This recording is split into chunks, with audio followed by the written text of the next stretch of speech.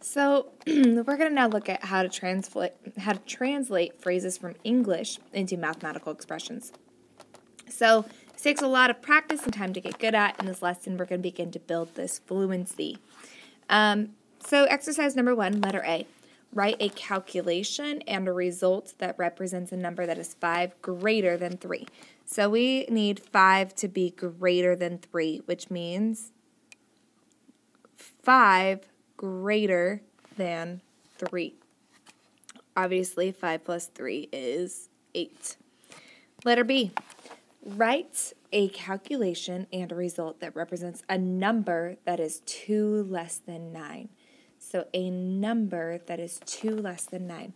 Well, 2 less than 9 equals 7. A calculation and a result that represents the sum of negative 3 and 8.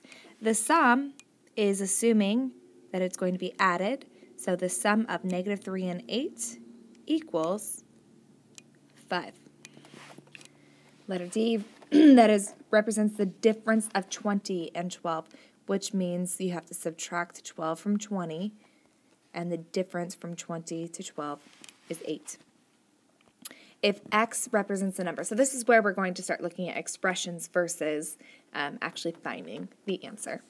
If x represents a number, write an expression that represents a number 10 greater than x. So we're going to take x and 10 greater than that. If n represents a number, write an expression that represents a number that is 5 less than n. So n minus 5. If y represents a number, write an expression that represents the sum of y and a number 1 greater than y. So the sum of y and a number that is 1 greater than y. And finally, if n represents a number, write an expression that represents the difference. So it's going to be a subtraction problem between a number 1 larger than n and 1 smaller than n. So the first one is 1 larger than n, and the difference means subtraction, and 1 smaller than n. So if you're looking at that one, we can actually simplify that one further. We can find that we have, in the second part of that n is actually a negative n. So there's an understood negative 1 here. So you can distribute that negative 1. So now it's n plus 1 and negative 1n and positive 1, which if you were to combine those, this n minus this n is gone. So it's just going to be 1 plus 1, which is 2. We also need to be able to translate multiplication and division. So all we've done is adding and subtracting. So let's get some practice. Write an expression for a number that is 5 times greater than 2. So 5 times greater than 2. Well, it says write an expression, but we can easily solve this one to make 10. Letter B, if n represents a number, then write an expression that is twice n. So 2 times n. So that is the answer. Write an expression for the quotient or ratio. So quotient means division. So division of 12 and 3, which is 4. And if x represents a number, write an expression for the ratio x to 5. So x to 5, or x divided by 5. So we're going to look at the next ones. We're just going to translate according to the information that's given. So if x represents a number, then write an expression for a number that is 3 more than twice the value of x. So there's 2 pieces to this. 3 more than and twice the value of x. Well, twice the value of x and 3 more than that. This is your answer. Next one. If n represents a number, then write an expression for 2 less than 1/4 of n. I don't know if you have been taught this before, but of always means multiply. So 1/4 of n means 1/4 times n. And remember that there is 2 less than. If S represents Sally's age and her father is 4 years less than 5 times her age, then write an expression for her father's age. So it's 4 years less than 5 times her age.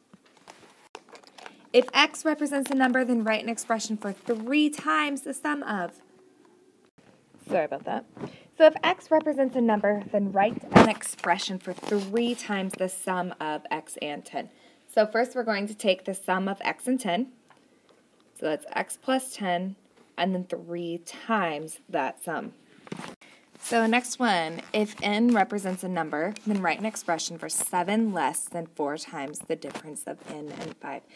So we're going to take the difference of n and 5, and it will be 7 less than the difference.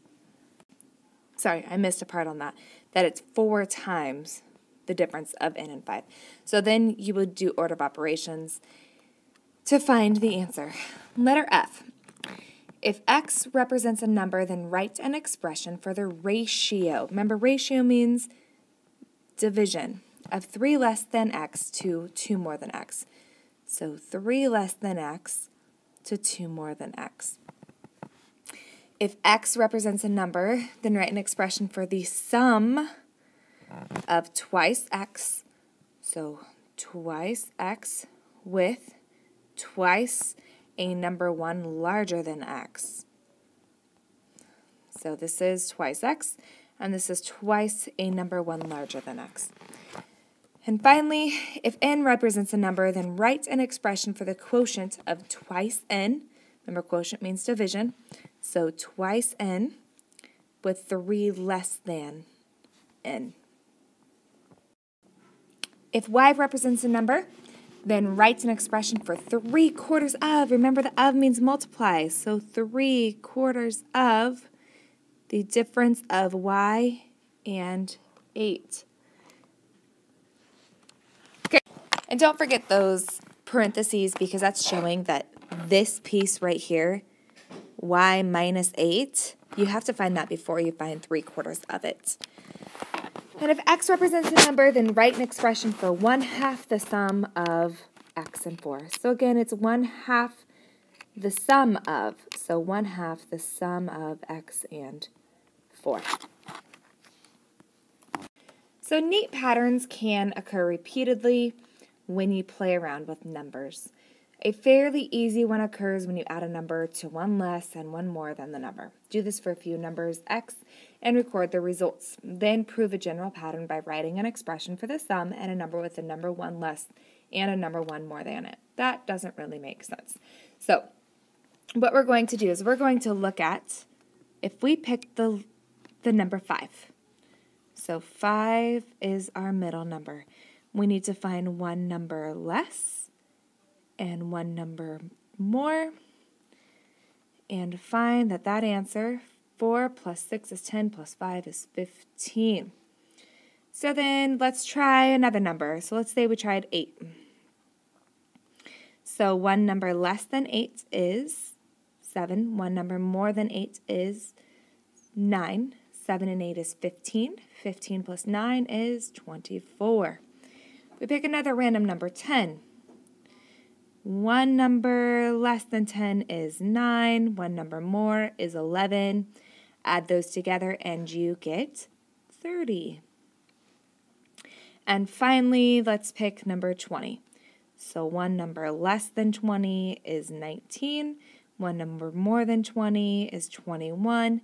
Add those together and you get 60. So what's happening is that you're going from 5 to 15, 8 to 24, 10 to 30, 20 to 60. So what is happening each time? You'll notice that what's happening is it's multiplying by 3, because 5 times 3 is 15, 8 times 3 is 24, 10 times 3 is 30. So you are doing 3 times the original. The reason why this works is, let's say that we have x as our original number.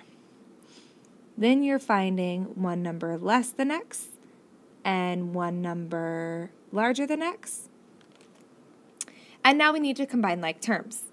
So you'll notice we have a plus sign each time, so we don't change the signs of anything. So all we're doing is x plus plus x, which is 3x.